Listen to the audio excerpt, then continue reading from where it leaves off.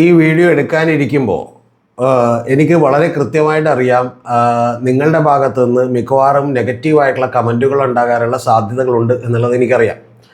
പക്ഷേ എങ്കിൽ പോലും ഇത് ചരിത്രപരമായ ഒരു കടമയാണ്, എനിക്കിത് പറയാതിരിക്കാൻ കഴിയില്ല എന്നുള്ളതുകൊണ്ടാണ് ഈ വീഡിയോ എടുക്കുന്നത്. വീഡിയോ മുഴുവനായും തന്നെ കാണണം എന്ന് ഞാൻ നിങ്ങളോട് ആവശ്യപ്പെടുന്നു. കാരണം ഇതിൻ്റെ ഏതെങ്കിലും ഒരു പാർട്ട് കണ്ടിട്ടുണ്ടെങ്കിൽ ചിലപ്പോൾ അതിൻ്റെ ഒരു ക്ലാരിറ്റിക്ക് കുറവുണ്ടാവും. ചിലപ്പോൾ ഒരു ഭാഗത്തെക്കുറിച്ച് ഞാൻ എന്തുകൊണ്ട് പറഞ്ഞില്ല എന്നൊക്കെ ഉള്ളത് നിങ്ങൾക്ക് തോന്നിയേക്കാം. ഇതിൻ്റെ ഏറ്റവും ആദ്യത്തെ തംബ്നെയിൽ തന്നെ കാണുമ്പോൾ നിങ്ങൾക്ക് കൃത്യമായിട്ട് അറിയാം, നന്ദഗോവിന്ദ ഭജൻസ് എന്ന് പറയുന്നത് നിങ്ങളിൽ ഒരുപാട് പേര് അവരുടെ പ്രോഗ്രാമുകൾ കണ്ടിട്ടുണ്ടാവും, അല്ലെങ്കിൽ അവരുടെ പാട്ടുകൾ കേട്ടിട്ടുണ്ടാവും. ഇനി കേട്ടിട്ടില്ലാത്ത ആളുകൾ പോലും ഇപ്പോൾ അയ്യപ്പ സംഘവുമായി ബന്ധപ്പെട്ട് ഇവർ വലിയ പൊതുജന ശ്രദ്ധയിലേക്ക് വന്നതുകൊണ്ട് അവരുടെ പാട്ടുകളൊക്കെ യൂട്യൂബിൽ കേട്ടിട്ടുണ്ടാവും. അവരുടെ പാട്ടുകൾ കേട്ടിട്ടുണ്ടെങ്കിൽ കൃത്യമായി ആസ്വദിക്കുന്ന ഒരാൾ കൂടിയാണ് ഞാൻ. എനിക്കത് കേൾക്കാൻ വളരെ ഇഷ്ടവുമാണ് എന്ന് പറഞ്ഞുകൊണ്ട് വേണം ഇത് തുടങ്ങാൻ. അതിൻ്റെ ഇപ്പം രാധതൻ പ്രേമത്തോടാണോ കൃഷ്ണ, അതോ നീപാടും ഗീതത്തോടാണോ നിനക്ക് ഏറ്റവും ഇഷ്ടം എന്ന് ചോദിക്കുന്നൊരു ഗാനം.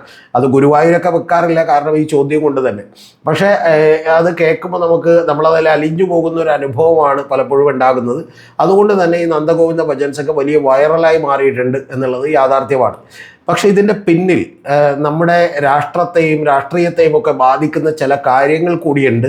അതെനിക്ക് പറയാതിരിക്കാൻ വയ്യ. അതുകൊണ്ടാണ് കാര്യകാരണ സഹിതം ഞാൻ നിങ്ങളോട് അത് വിശദമാക്കാൻ വേണ്ടിയിട്ടാണ് ഈ വീഡിയോ എടുക്കുന്നത്. അതുകൊണ്ട് മുഴുവനായും തന്നെ കാണണം എന്ന് ഞാൻ ഒരിക്കൽ കൂടി നിങ്ങളോട് അഭ്യർത്ഥിക്കുകയാണ്. മറ്റൊരു വീഡിയോക്കും ഞാനിത് പറഞ്ഞിട്ടില്ല എന്നുള്ളതൊക്കെ നിങ്ങൾക്കറിയാമല്ലോ. ലോകത്തെവിടെയും ഒരു ഭരണമാറ്റം ഉണ്ടായിട്ടുള്ളത്, ആളുകൾ പല റവല്യൂഷനുകൾ ഉണ്ടായിട്ടുള്ളത്, വിപ്ലവങ്ങളൊക്കെ ഉണ്ടായിട്ടുള്ളത് നിങ്ങൾ ഉദ്ദേശിക്കുന്നത് പോലെ അതിപ്പോൾ ഫ്രഞ്ച് റവല്യൂഷൻ 1789 നടന്നിട്ടുള്ള ഫ്രഞ്ച് റവല്യൂഷൻ ആണെങ്കിലും, അല്ലെങ്കിൽ റഷ്യയിൽ 1917 നടന്നിട്ടുള്ള ബോൾഷെവിക് റവല്യൂഷൻ ആണെങ്കിലും, ചൈനയിൽ ആഫ്റ്റർ കമ്മ്യൂണിസ്റ്റ് പാർട്ടി നടന്നിട്ടുള്ള ഒരു കമ്മ്യൂണിസ്റ്റ് പാർട്ടിയുടെ റവല്യൂഷനൊക്കെ ആണെങ്കിലും, ഈ ക്യൂബയിലുള്ള 1959 ഒരു ക്യൂബൻ റവല്യൂഷനൊക്കെ ആണെങ്കിലും, ഇത്തരത്തിലുള്ള റവല്യൂഷൻ എല്ലാം ഹിസ്റ്റോറിക്കലി പഠിക്കുന്ന ആളുകൾക്കും അതിന് മുമ്പുണ്ടായിട്ടുള്ള അവിടുത്തെ കൾച്ചറലായിട്ടും അതുപോലെ ഈ അവരുടെ രാഷ്ട്രീയമായിട്ടും അവരുടെ സാംസ്കാരികമായിട്ടും ഒക്കെയുള്ള വലിയ ചേഞ്ച് അറിയാം. യഥാർത്ഥത്തിൽ ആദ്യം അത്തരത്തിലുള്ള സാംസ്കാരികമായിട്ടുള്ള ചേഞ്ചുകൾ ഉണ്ടായതിന് ശേഷമാണ് ഈ റവല്യൂഷനും ഇത്തരത്തിലുള്ള വിപ്ലവങ്ങൾക്കും റെജീം ചേഞ്ചിനും ഒക്കെയുള്ള കളമൊരുങ്ങിയത് എന്നുള്ളതാണ് വാസ്തവം. ഇതിൻ്റെ ഏറ്റവും പെർഫെക്റ്റ് എക്സാമ്പിൾ തൊട്ടടുത്ത് നടന്നിട്ടുള്ള ഒരു കാര്യം എന്ന് പറയുന്നത് 1979 ഇറാനിൽ നടന്നിട്ടുള്ള ഇസ്ലാമിക് റവല്യൂഷനാണ്. ആ ഇസ്ലാമിക് റവല്യൂഷൻ നടക്കുന്നതിന് മുമ്പ് അവിടെ മുഹമ്മദ് റസ്വ പഹൽവി എന്ന് പറയുന്ന ഒരു മൊണാസ്ട്രിയാണ് ഭരിച്ചുകൊണ്ടിരുന്നത്. ആ മൊണാസ്ട്രി ഭരിച്ചുകൊണ്ടിരുന്നപ്പോൾ അവിടെ കുറെ കൂടി ജനത്തിന് സ്വാതന്ത്ര്യമുണ്ടായിരുന്നു. പക്ഷെ ജനത്തിന് അന്നത് മനസ്സിലായില്ല. ഇവരുടെ അധികാര പ്രവർത്തനങ്ങൾക്കെതിരെ ജനങ്ങൾ സംഘടിപ്പിക്കുകയും ആ ജനങ്ങളെ സംഘടിപ്പിക്കുമ്പോൾ നേരത്തെ പറഞ്ഞതുപോലെ ഒരു വിശ്വാസം അതിൻ്റെ കമ്പോളമായി അതിനെ ഇറാനെ മാറ്റിയെടുക്കുകയും ആ വിശ്വാസം അനുസരിച്ച് അള്ളാഹുവിൻ്റെ രാജ്യം വരണം എന്നവരെ പഠിപ്പിക്കുകയും ശരിയായ നിയമങ്ങളനുസരിച്ച് ഭരണം വന്നിട്ടുണ്ടെങ്കിൽ എല്ലാം സുഖകരമായിരിക്കും എന്നൊക്കെ അവരെ പഠിപ്പിക്കുകയും ചെയ്തു എന്നുള്ളതാണ് വാസ്തവം. അപ്പോൾ അത്തരത്തിലുള്ള പല ആക്ടിവിറ്റീസും ഒക്കെ അതിനു മുമ്പുള്ള 4-5 വർഷങ്ങളിൽ വളരെ കൃത്യമായി നടന്നു. അതിൻ്റെ ഒരു നാച്ചുറൽ കൾമിനേഷനായിട്ടാണ് 1979 ഇറാനിൽ ഈ ഇസ്ലാമിക് റവല്യൂഷൻ ഉണ്ടാകുന്നത്. അതിൻ്റെ വിശദാംശങ്ങളിലേക്കൊന്നും ഞാൻ പോകുന്നില്ല. നിങ്ങൾ പറഞ്ഞിട്ടുണ്ടെങ്കിൽ താഴെ കമൻറ്റ് ചെയ്താൽ ഞാൻ അതുമായി ബന്ധപ്പെട്ട വീഡിയോ എടുക്കാം. അപ്പോൾ അത്തരത്തിൽ ഈ നേരത്തെ പറഞ്ഞ ഫ്രാൻസിലാണെങ്കിലും റഷ്യയിലാണെങ്കിലും ക്യൂബയിലാണെങ്കിലും ചൈനയിലാണെങ്കിലും ഒക്കെ തന്നെ ഇത്തരത്തിലുള്ള കാര്യങ്ങൾ ഉണ്ടായിട്ടുണ്ട്. ഈ സാംസ്കാരികമായിട്ടുള്ള കാര്യങ്ങളെ ഭയപ്പെടുന്നത് കൊണ്ടാണ് ഉയ്ഗർ മുസ്ലിങ്ങളുടെ സംസ്കാരത്തെ തന്നെ മാറ്റിക്കൊണ്ട് ഒരു ചൈനീസ് സംസ്കാരമാക്കി മാറ്റാൻ ഇപ്പോഴും ചൈന അവിടെ പണിയെടുത്തുകൊണ്ടിരിക്കുകയും അവിടുത്തെ ആളുകളെ കൊണ്ടുവന്ന് റീ എഡ്യൂക്കേഷൻ ക്യാമ്പുകൾ എന്ന് പറഞ്ഞ് ജയിലുകളിൽ പാർപ്പിക്കുകയും അവർ സ്ത്രീകൾ മാത്രമുള്ള വീടുകളിൽ ചൈനീസ് കമ്മ്യൂണിസ്റ്റ് പാർട്ടിയുടെ ആളുകൾ ചെന്ന് അവിടെ താമസിക്കുകയും അവർക്ക് മാക്സിൻ്റെയും എംഗൽസിൻ്റെയും ഒക്കെ കൃതികൾ വായിച്ചു കൊടുക്കുകയും രാത്രി വോട്ട് കഴിച്ച് അവിടെ തന്നെ കിടന്നുറങ്ങുകയൊക്കെ ചെയ്യുന്ന പരിപാടികളൊക്കെ നടത്തിക്കൊണ്ടിരിക്കുന്നത്. എന്ന് പറഞ്ഞാൽ സാംസ്കാരികമായിട്ടുള്ള ഒരു ഉയർത്തെഴുന്നേൽപ്പ് ഉണ്ടായാൽ അത് വലിയ പ്രശ്നമാകും എന്നുള്ളത് ചൈനക്ക് കൃത്യമായി അറിയാവുന്നതുകൊണ്ടാണ്. ഇത് എല്ലാ രാജ്യങ്ങളിലും തന്നെ സംഭവിച്ചിട്ടുള്ള ഒരു കാര്യമാണ്. ഞാനിപ്പോൾ അതിൻ്റെ വിശദാംശങ്ങളിലേക്ക് കടക്കുന്നില്ല. നമ്മൾ ഇന്ത്യയിലേക്ക് വന്നാൽ ഇന്ത്യയിലും ഏതാണ്ട് ഇതേപോലെ തന്നെയാണ് കാര്യങ്ങൾ സംഭവിച്ചിട്ടുള്ളത്. നിങ്ങൾക്കൊന്ന് 2014 നരേന്ദ്രമോദിയും BJPയും ഒക്കെ അധികാരത്തിലേക്ക് വരുന്നു. 2 സീറ്റിൽ നിന്ന് അവർ അദ്വാനിയുടെയും വാജ്പേയിയുടെ കാലത്ത് 82 സീറ്റാകുന്നു എന്നൊക്കെ പറയുന്നതൊക്കെ പോലും ഒരു സുപ്രഭാതത്തിൽ അങ്ങോട്ട് സംഭവിച്ചതാണ് എന്ന് നിങ്ങൾ വിചാരിക്കരുത്. നമ്മുടെ സാംസ്കാരികമായ പരിസരങ്ങൾ അതിനു വേണ്ടി അരങ്ങൊരുക്കിക്കൊണ്ടിരിക്കുകയായിരുന്നു എന്നുള്ളതാണ് യാഥാർത്ഥ്യം. ഒരുപക്ഷെ കുറെ കൂടി പ്രായമുള്ള ആളുകളൊക്കെ ഓർക്കുന്നുണ്ടാവും. ഏറ്റവും ആദ്യം ദൂരദർശൻ മാത്രമുണ്ടായിരുന്ന കാലത്ത് ആളുകൾ നിലവിളക്ക് കത്തിച്ചു വെച്ച് അതിൽ രാമായണം കണ്ടുകൊണ്ടിരുന്ന ഒരു സീരിയൽ കണ്ടുകൊണ്ടിരുന്ന ഒരു കാലം നിങ്ങൾക്ക് ഓർമ്മയുണ്ടാവും. അത് ദൂരദർശൻ വളരെ കൃത്യമായി അങ്ങനെ ആവിഷ്കരിച്ചതാണ് എന്നുള്ളത് നിങ്ങൾ മനസ്സിലാക്കണം. അതിനുശേഷമാണ് മഹാഭാരതം എന്ന് പറയുന്ന സീരിയൽ വരുന്നത്. അതിനുശേഷമാണ് വലിയ തർക്കങ്ങളിലേക്കും അമ്പലങ്ങളും പള്ളികളുടെയും ഒക്കെ പ്രസക്തി കൂടുന്ന വലിയ വാർത്തകൾ നമ്മുടെ മുമ്പിലേക്കൊക്കെ വന്നത്. അപ്പോൾ ഇത്തരത്തിലുണ്ടായിട്ടുള്ള വലിയ ഒരു പരിസരം, ഒരു സാംസ്കാരികമായിട്ടുള്ള പരിസരം BJPയെയും നരേന്ദ്രമോദിയും ഒക്കെ അധികാരത്തിലേക്ക് എത്തിക്കുന്നതിനെ വളരെ സഹായിച്ചു എന്നുള്ളത് വളരെ സൂക്ഷ്മമായി ഇതിനെല്ലാം പഠിക്കുന്ന ആളുകൾക്കെല്ലാം തന്നെ കൃത്യമായിട്ട് മനസ്സിലാവും. അത് പിന്നീട് ഇപ്പം അവർക്കറിയാം അത് മറ്റ് സംസ്ഥാനങ്ങളിലേക്ക് കൂടി വ്യാപിപ്പിക്കണം. പ്രത്യേകിച്ചും ദക്ഷിണേന്ത്യൻ സംസ്ഥാനങ്ങളിലേക്ക് അതധികം വന്നിട്ടില്ല എന്നുള്ളത് അറിയാം. യഥാർത്ഥത്തിൽ അത്തരത്തിലുള്ള സംസ്ഥാനങ്ങളിലൊക്കെ തന്നെ ഇപ്പം അത് വ്യാപിച്ചുകൊണ്ടിരിക്കുകയാണ് എന്നുള്ളതാണ് വാസ്തവം. അതിൽ ഏറ്റവും ലാസ്റ്റത്തെ ഒരു കാര്യമാണ് കേരളത്തിൽ സംഭവിച്ചുകൊണ്ടിരിക്കുന്നത്. ആ കേരളത്തിൽ സംഭവിച്ചുകൊണ്ടിരിക്കുന്നതിൻ്റെ ഏറ്റവും ഒടുവിലത്തെ കാരണമാണ് നന്ദഗോവിന്ദൻ ഭജൻസിനൊക്കെ വലിയ പ്രാധാന്യം കിട്ടുകയും ആളുകൾ അതിനകത്ത് ലയിച്ചില്ലാതാവുകയും ചെയ്യുന്ന ഒരു സംസ്കാരത്തിലേക്ക്, സംസ്കൃതിയിലേക്കൊക്കെ നമ്മൾ എത്തിച്ചേർന്നിട്ടുള്ളത് എന്നുള്ളതാണ് വാസ്തവം.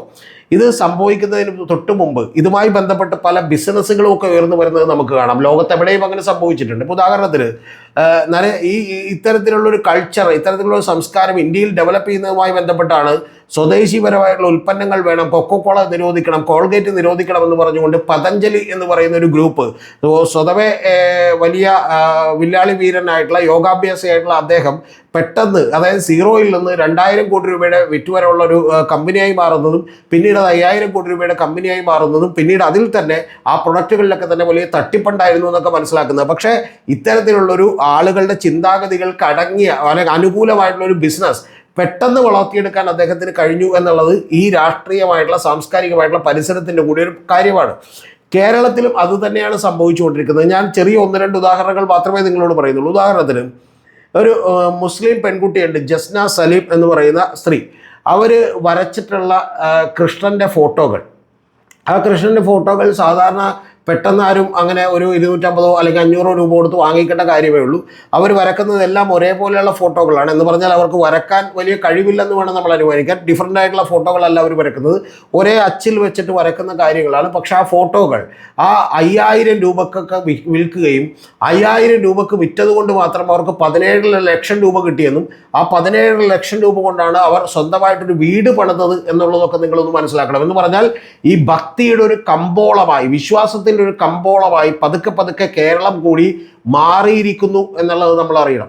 യഥാർത്ഥത്തിൽ അങ്ങനെ കമ്പോളമായതിന് ഉപയോഗപ്പെടുത്താൻ ഇത്തരത്തിലുള്ള ചെറിയ ബിസിനസ്സുകാരൊക്കെ വരും. ജസ്നയൊന്നും ഇത്തരത്തിൽ വലിയ അഭ്യാസിയല്ല, പക്ഷേ ഇത്തരത്തിലുള്ള ചെറിയ ആളുകളൊക്കെ അതിൻ്റെ നേട്ടം കൊയ്യും എന്നുള്ളതാണ് യാഥാർത്ഥ്യം. ജസ്ന ഗുരുവായൂർ ചെല്ലുകയും അവിടെ നിന്ന് റീല് ചിത്രീകരിക്കുകയും പിന്നെ അതിൻ്റെ പുറത്ത് എന്തോ പുകലുണ്ടാവുകയും വലിയ വിവാദമുണ്ടാവുകയും ചെയ്തൊക്കെ നമുക്കറിയാം. പക്ഷേ എങ്കിലും അവർ ഈ സംഭവത്തെ ഉപയോഗപ്പെടുത്തിക്കൊണ്ട് വലിയ ലക്ഷങ്ങളുടെ ലാഭം കൊയ്തു എന്നുള്ളത് വാസ്തവമാണ് എന്നുള്ളത് മറന്നുകൂടാ. ഇതെല്ലാം തന്നെ വലിയ സൂചനകളായിരുന്നു എന്നുള്ളത് നിങ്ങളൊന്ന് മനസ്സിലാക്കണം. ഇനി ഈ റിലീജിയസ് ആയിട്ടുള്ള, മോറൽ ആയിട്ടുള്ള ഒരു റിവൈവൽ മൂവ്മെൻറ്റുകളാണ് ഇതിൻ്റെയൊക്കെ ഏറ്റവും പ്രധാനപ്പെട്ട കാര്യം. ഈ ഏതൊരു രാജ്യത്തും ഇത്തരത്തിലുള്ള ഒരു റിലീജിയസ് ആയിട്ടുള്ള ഒരു റിവൈവൽ മൂവ്മെൻറ്റുകൾ ഉണ്ടാവും, അല്ലെങ്കിൽ ഒരു കൾച്ചറൽ നൊസ്റ്റാൾജിയയും മിത്തിക്കായിട്ടുള്ള ഒരു പോസ്റ്റ് നരേറ്റീവ്സും നമുക്ക് ഇത്തരത്തിലുള്ള കാര്യങ്ങളും ഉണ്ടാകും എന്നാണ് പഠനങ്ങൾ തന്നെ എല്ലാം തന്നെ പറയുന്നത്. എന്ന് പറഞ്ഞിട്ടുണ്ടെങ്കിൽ ഇത് ഈ കൾച്ചറൽ ആയിട്ടുള്ള ഒരു നൊസ്റ്റാൾജിയ ഉണ്ടാക്കുന്ന പല കാര്യങ്ങളും വരും. അതിൻ്റെ ഭാഗമായിട്ട് റിലീജിയസ് ആയിട്ടുള്ള ഒരു പുനരുജ്ജീവനം അതുമൊക്കെ ഉണ്ടാവും. അപ്പോൾ അതിൻ്റെ ഭാഗമായിട്ടാണ് നേരത്തെ പറഞ്ഞ ജസ്ന സലീമൊക്കെ പണം ഉണ്ടായിക്കൊണ്ടിരുന്നത്. ഇത് ജസ്ന സലീമിൻ്റെ കാര്യത്തിൽ മാത്രമല്ല, നമ്മൾ ഇപ്പോൾ വളരെ സൂക്ഷ്മമായിട്ട് നിങ്ങൾ സോഷ്യൽ മീഡിയ ഒക്കെ സെർച്ച് ചെയ്തിട്ടുണ്ടെങ്കിൽ കാണാം, ആനീസ് കിച്ചൺ നടത്തുന്ന ആനി മുതൽ വിജയ് മാധവ് എന്ന് പറയുന്ന ഒരു മ്യൂസിക് ഡയറക്ടർ മുതൽ വിജയ് മാധവിൻ്റെ ഭാര്യയായിട്ടുള്ള ദേവിക നമ്പ്യാർ മുതലുള്ള ആളുകളൊക്കെ തന്നെ അവർക്ക് വലിയ റീച്ചാണ് ഈ സാമൂഹ്യ മാധ്യമങ്ങളിലേക്ക് കിട്ടിക്കൊണ്ടിരിക്കുന്നത്. ഇവരെല്ലാവരും തന്നെ ഒരു കുലസ്ത്രീ ഇമേജാണ് മുന്നോട്ട് വെക്കുന്നത് എന്നുള്ളത് നിങ്ങൾ മറന്നു പോകരുത്. കൂടാതെ അമ്പലങ്ങളും പ്രാർത്ഥനകളും ദൈവവും വിശ്വാസവും എല്ലാം ഇവർ വളരെ കൃത്യമായി ഒരു ചേരുംപടി ചേർത്തുകൊണ്ടാണ് ഇവരുടെ പ്രൊഡക്റ്റുകളെല്ലാം, ഇവരുടെ റീലുകൾ, ഇവരുടെ പ്രൊഡക്റ്റുകളെല്ലാം തന്നെ വിറ്റഴിക്കുന്നത് നിങ്ങൾ കാണണം. അതിൻ്റെ ഭാഗമായിട്ട് വലിയ കച്ചവടം, അതായത് അതിൻ്റെ ഭാഗമായിട്ടുള്ള യോഗ ഇവർ പരിശീലിപ്പിക്കുന്ന ഓൺലൈൻ ക്ലാസ്സുകൾ, ആത്മജ സെൻറ്ററുകൾ എന്ന് പറഞ്ഞ് ഇവരുടെ തന്നെ സ്ഥാപനമാണ്. അപ്പോൾ അതിൽ വെബ്സൈറ്റ് പോയി നമുക്ക് ജോയിൻ ചെയ്ത് യോഗ എടുക്കുക, സൂര്യ നമസ്കാരത്തിൻ്റെ ചലഞ്ച് എടുക്കുക, അങ്ങനെ നമ്മളൊരു നല്ല കാലത്തേക്ക് പതുക്കെ തിരിച്ചു പോവുക എന്ന് പറയുന്ന ഒരു ഇമേജ് ബിൽഡ് ചെയ്യാൻ ശ്രമിക്കുകയും അതിൻ്റെ ഭാഗമായി ഇവരൊക്കെ തന്നെ വലിയ കാശുണ്ടാക്കുകയും ചെയ്യും. ഇവരിപ്പോൾ ഇതെല്ലാം അറിഞ്ഞുകൊണ്ട് ചെയ്യുന്നതാണെന്ന് ഞാൻ പറയുന്നില്ല. ഇത്തരത്തിലുള്ള ഒരു പരിസരം സൃഷ്ടിക്കപ്പെടുമ്പോൾ കുറേ ആളുകളെങ്കിലും ഇത്തരത്തിലൊരു വീഡിയോ ചെയ്ത് നോക്കും. ആ വീഡിയോയിലൂടെ റീച്ച് കിട്ടുന്നു, കുറേ പണം കിട്ടുന്നു, കൂടാതെ തങ്ങളുടെ പ്രൊഡക്റ്റുകൾ കൂടി വിറ്റുപോകുന്നു എന്നൊക്കെ പറഞ്ഞിട്ടുണ്ടെങ്കിൽ പിന്നെയും അവർ ഇത്തരത്തിലുള്ള പരിപാടികൾ തന്നെ തുടരാനുള്ള ടെൻഡൻസി ഉണ്ടാവും. അങ്ങനെ നമ്മളറിയാതെ തന്നെ നമ്മൾ മറ്റൊരു ആശയത്തിന് വേണ്ടി പണിയെടുക്കുന്ന ആളുകളായിട്ട് മാറിക്കൊണ്ടിരിക്കും എന്നുള്ളതാണ് വാസ്തവം. അപ്പോൾ അതിൻ്റെ ഭാഗമായിട്ട് ഇവരെന്തോ തൈലമോ എന്തോ എണ്ണയോ ഇതുപോലെയുള്ള പരിപാടികളോ ഒക്കെ എന്ത് ചെയ്യുന്നുണ്ട്, വിൽക്കുന്നുണ്ട്. കൂടാതെ നന്മപരങ്ങളായിട്ടൊക്കെ ഇവർ സ്വയം അവരവരെ തന്നെ അവതരിപ്പിക്കും എന്നുള്ളതാണ് ഏറ്റവും പ്രധാനപ്പെട്ട കാര്യം. ഇനി ഇത് കൂടാതെ മറ്റൊരു കാര്യം കൂടി ഞാൻ നിങ്ങളുടെ ശ്രദ്ധയിലേക്ക് വരുത്താം. ഇപ്പോൾ ഉദാഹരണത്തിന് അശ്വതി തിരുവിതാംകൂർ രാജകുടുംബാംഗമായിട്ടുള്ള അശ്വതി തിരുനാൾ ഗൗരി ലക്ഷ്മിബായി തമ്പുരാട്ടി നിങ്ങൾക്ക് എത്ര പേർക്ക് കേട്ടിട്ടുണ്ടാവുമെന്നറിയില്ല. അവർ എഴുത്തുകാരിയാണ്, നോവലിസ്റ്റാണ്. അവർ എഴുതിയിട്ടുള്ള കവിതകളൊക്കെ തന്നെ ഇംഗ്ലീഷിലാണ്. ഞാൻ പലതും വായിച്ചിട്ടുണ്ട്. ഇപ്പോഴല്ല, നേരത്തെ തന്നെ വായിച്ചിട്ടുണ്ട്. എനിക്ക് അവരെ കാണണമെന്ന് ആഗ്രഹം തോന്നിയിട്ടുള്ള ഒരാളാണ്. ആ ഗൗരി ലക്ഷ്മിബായിക്കൊക്കെ അത്ര വലിയ റീച്ച് നമ്മുടെ സമൂഹത്തിൽ സാധാരണക്കാരുടെ ആളുകൾക്കിടക്ക് ഇല്ലായിരുന്നുവെങ്കിൽ യഥാർത്ഥത്തിൽ ഇപ്പോൾ അവിട്ടം തിരുനാൾ ആദിത്യവർമ്മയാണ് അവിടുത്തെ രാജാവ്. ഇദ്ദേഹം രാജഭരണമായിരുന്നെങ്കിൽ രാജാവാകേണ്ടയാളാണ് എന്ന് പറഞ്ഞിരുന്ന പല റീലുകൾക്കും പല ഇൻസ്റ്റാഗ്രാം പോസ്റ്റുകൾക്കും ഒക്കെ തന്നെ ലക്ഷങ്ങളുടെ ലൈക്കും കമൻറ്റുകളും ഒക്കെ കിട്ടുന്നത് നിങ്ങൾ ശ്രദ്ധിച്ചിട്ടുണ്ടാകും. കൂടാതെ ഈ നേരത്തെ പറഞ്ഞ ദേവിക നമ്പ്യാരെ പോലെയുള്ള ആളുകൾ അല്ലെങ്കിൽ വിജയമാധവനെ പോലെയൊക്കെയുള്ള ആളുകൾ അവരുടെ കുടുംബവുമായിട്ട് ചെന്ന് ഞങ്ങൾക്ക് കൊട്ടാരം കാണണമെന്നുണ്ടായിരുന്നു, എത്ര വലിയ കാര്യമാണിത്, രാജഭരണം എത്ര നല്ലതാണ് എന്നൊക്കെ സൂചിപ്പിക്കുന്ന പലതരത്തിലുള്ള കമൻറ്റുകൾ പറഞ്ഞുകൊണ്ട് അവിടെ എല്ലാം നടന്ന് കാണണം, എൻ്റെ ജീവിതത്തിലെ ഏറ്റവും വലിയ ആഗ്രഹമായിരുന്നു, അത് സാധിച്ചതിന് നന്ദി എന്നൊക്കെ പറഞ്ഞുകൊണ്ട് വലിയ പൊലിമയോടുകൂടി ഇതൊക്കെ തന്നെ അവതരിപ്പിക്കുന്ന പല കാര്യങ്ങളൊക്കെ തന്നെ നമുക്ക് കേൾക്കാം. ഇതിൻ്റെ പോലെ തന്നെയുള്ള ചില പരിപാടികളാണ് നിങ്ങൾക്കെല്ലാം ഓർമ്മയുണ്ടാവും. ഒരു അമ്മയും മകനും കൂടി, ശരത്ചന്ദ്രൻ്റെയാണ് അദ്ദേഹത്തിൻ്റെ പേര്. അദ്ദേഹം ഈ നമ്മുടെ തട്ടിപ്പുകാരനായിട്ടുള്ള കലൂരി താമസിച്ചുകൊണ്ടിരുന്ന മറ്റേ നമ്മുടെ ഈ മറ്റേ എന്താ പറയുക, യൂദാസിൻ്റെ മറ്റേ നാണയവും അതുപോലെ തന്നെ അംശവടിയും ഒക്കെ വിറ്റുകൊണ്ടിരുന്ന ആളെ നമ്മൾക്കറിയാമല്ലോ. അപ്പോൾ അത്തരത്തിലുള്ള ആളുടെ അടുത്ത് ചെല്ലുകയും ഇവരതൊക്കെ കയ്യിലെടുത്ത് നോക്കുകയും ദൈവം തൻ്റെ കയ്യിൽ വരെ കിട്ടുന്നത് വലിയ പുണ്യമായിരുന്നല്ലോ എന്നൊക്കെ പറയുകയൊക്കെ ചെയ്ത രംഗങ്ങളൊക്കെ തന്നെ നിങ്ങൾക്ക് ഓർമ്മയുണ്ടാവും. ഇതേ ആളുടെ അടുത്ത് തന്നെയാണ് നമ്മുടെ കെ സുധാകരൻ ചെല്ലുകയും ഏതാണ്ട് കാശ് മേടിച്ചു എന്ന് പറയുന്ന ആരോപണം ഉണ്ടാകും, 10 ലക്ഷം രൂപ മേടിച്ചു എന്ന് പറയുന്ന ആരോപണമൊക്കെ ഉണ്ടായിട്ടുള്ളത്. അപ്പോൾ അത്തരത്തിലുള്ള ഈ ആരോപണങ്ങളൊക്കെ ഉണ്ടാകുമ്പോൾ ഇത്തരത്തിലുള്ള വീഡിയോകൾക്കെല്ലാം തന്നെ നല്ല തോതിൽ റീച്ച് കിട്ടിക്കൊണ്ടിരിക്കുന്നു എന്നുള്ളത് യാഥാർത്ഥ്യമാണ്. ഞാൻ പറഞ്ഞു വന്നത് ഇതെല്ലാം തന്നെ സംയോജിപ്പിച്ചുള്ള ഒരു സാംസ്കാരിക പരിസരം നമ്മുടെ ഇവിടെ ഇപ്പോൾ രൂപപ്പെട്ടിരിക്കുന്നു എന്നുള്ളതാണ്. എന്ന് പറഞ്ഞാൽ യഥാർത്ഥത്തിൽ 15% വോട്ടേ ഉള്ളൂ BJPക്ക് എന്ന് പറഞ്ഞിട്ട് കാര്യമില്ല. BJPയുടെയും അവരുടെ രാഷ്ട്രീയത്തിൻ്റെയും ഒക്കെ ഇൻഫ്ലുവൻസ് നമ്മുടെ സമൂഹത്തിൽ വളരെ വലിയ തോതിൽ കൂടിക്കൊണ്ടിരിക്കുന്നു എന്നുള്ളത് യാഥാർത്ഥ്യമാണ്.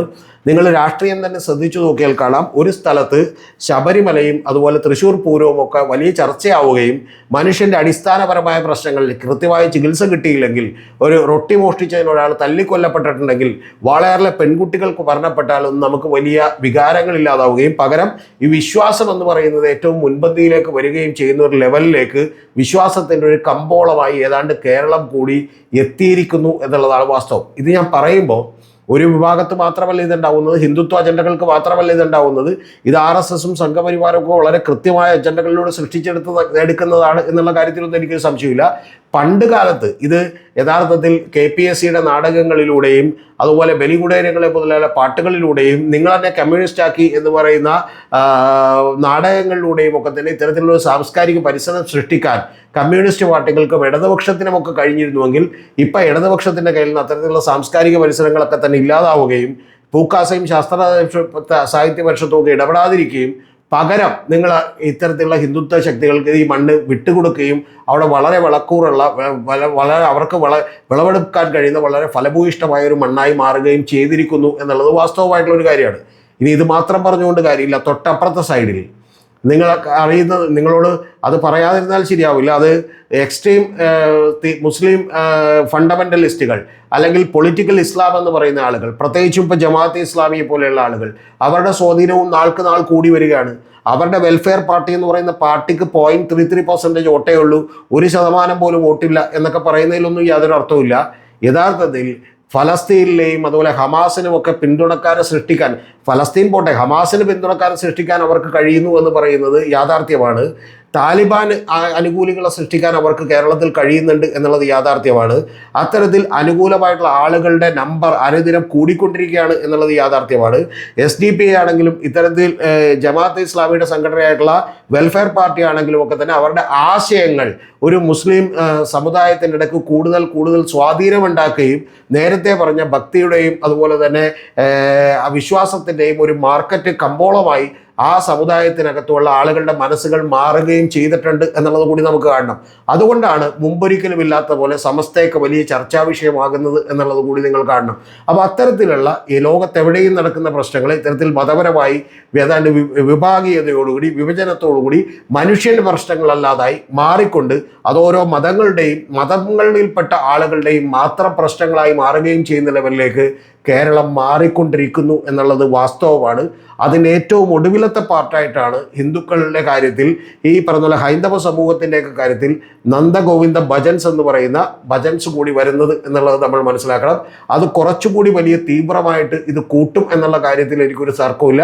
അവരുടെ പാട്ടുകളൊക്കെ കേട്ടാൽ നമ്മൾ ഇരുന്നു പോകും. ആ കലയുടെ മാസ്മരികതയോടൊപ്പം അതിൻ്റെ ഉള്ളിലൂടെ കടത്തിവിടാൻ കഴിയുന്ന വലിയ പാട്ടുകളുടെ അതുപോലെ അർത്ഥങ്ങളും അതുപോലെ തന്നെ അവർ സൃഷ്ടിക്കുന്ന ഒരു മാസ്മരിക അനുഭവവും ഒക്കെ തന്നെ ഹൈന്ദവങ്ങളിൽ നേരത്തെ പറഞ്ഞ നൊസ്റ്റാൾജിയകൾ ഉയർത്താൻ വലിയ സഹായകമാകും എന്നുള്ള കാര്യത്തിൽ ഒന്നും ഒരു സംശയമില്ല.